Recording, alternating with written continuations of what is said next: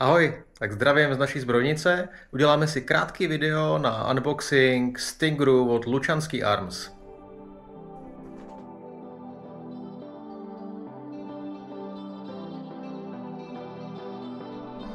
Tak jo, mrkneme na to. Máme tady krásný kufr, ve kterým bude ta nádhera.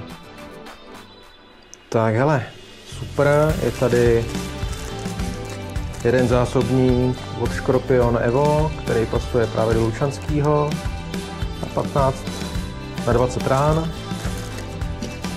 Pak tady máme návod k použití. Jo, pěkně v češtině, to je super.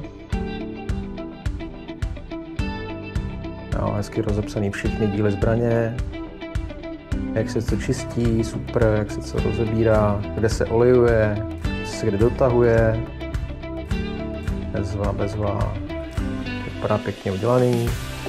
Mám to nějaký hezký nášivky, distributor, výrobce.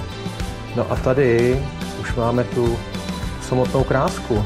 Vypadá fakt pěkně. No, ta tlačba, to bych řekl, vůbec nic se nevykla, je to pěkně pevný.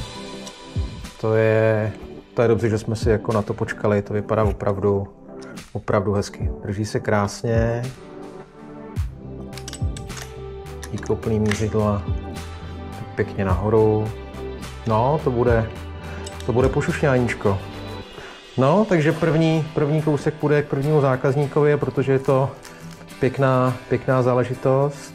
Tak k tomu si dáme zákazníkům i naší epesní nášivku Memento Mori a budeme se těšit na další unboxing.